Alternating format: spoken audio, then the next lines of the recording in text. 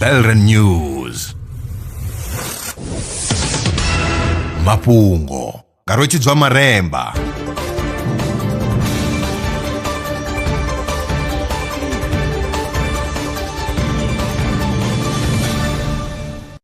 Ndo livhuwa vhukuma zwa zwino ndi tshifhinga tsha mafhungo. Vhaṅwe vhathu vha ḓitika nga kofi u itela uri vha si farwe nga khofhe. Zwino tsedzuluso ntswa yo wana masiandoitwa a u nwa kofi nga madekwana. Vhorasaintsi u bva University of Texas ngei El Paso vha ri vhafumakadzi vha vha na madzhuludzhulu, ngudo.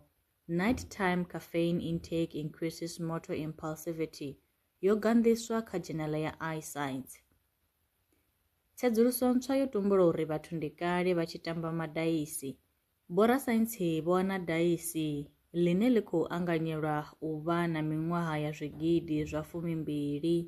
Izwi zwi thuzela kule mawanwa a tshifhinga tsho fhelaho a anganyela uri u tamba madaisi zwo thoma u vha hone miṅwaha ya zwigidi zwiṱanu na maḓana maṱanu yo fhelaho. Ngudo yo gandiswaho kha dzhenala ya American Antiquity yo ṅwalwa nga Robert Maiden, mutshudeni wa PhD u bva Colorado State University. Mapholisa vha Polokwane vha khou ita khumbelo kha tshitshavha u thusiwa u ṱoḓisiswa vho Mubamani Lucky Masitwadi vha miṅwaha ya 48 vha bvaho Sand River Plot 15 ḓoroboni ya Polokwane. Vho Masitwadi vho guma u vhonala nga ḽa 16 ṅwedzi wa Nyendavhusiku nga ṅwaha wa 2024.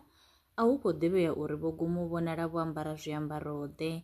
Arali vha na vhuṱanzi vhune ha nga thusa kha u wana vho Mubamani Lucky Masitwadi vha nga foinela muofisiri wa zwa ṱhoḓisiso Sergeant Mogadi Mulope kha 082 728 9831 kana vha ya kha tshiṱitshi tsha mapholisa tsha nga tsini.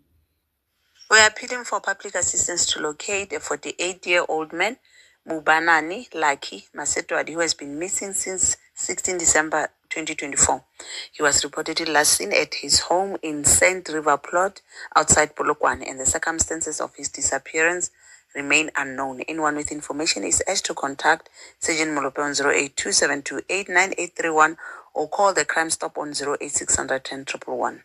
Akho guma ngorale mafhungo enda vha farela one. Arali vha na mafhungo ane vha tama ri tshi a sala murahu vha nga ri foinela kana vha rumela mulaedza wa WhatsApp kha nomboro za 083 316 0190 kana 083 861 2263. Nṋe na vhone kha ri ṱangane mafhungoni tshifhingani tshiḓaho.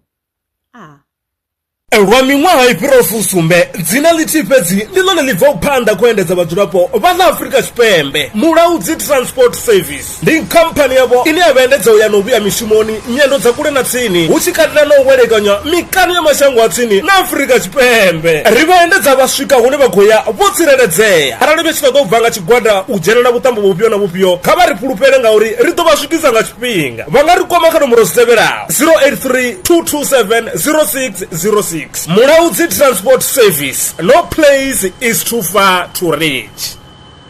Zwino ri tshi khou amba vha nga vha sa ḓivhi uri masheleni a u tandulula thaidzo ine vha vha nayo vha ṱo a wana gai vha songo tsha ṱwa vha tshi renga nga ṱhoho lini. Belren Brands i hanefha tsini na vhone. Ri ḓo vha thusa u bva kha 500 u swika kha 4000 randa. Riṋe ri khou ṱoḓa tshiḽipi tsha muholo, khophi ya basa, 3 months bank statement na proof of residence. U bvapo tshelede i khou ṋamba ya dzheniswa nga murahu ha zwiminetse nyana. Kha vha rumele WhatsApp zwino 072 019 5843. Belren Brands ndi vha hadzimiswa masheleni vho ḓi ṅwaliselaho.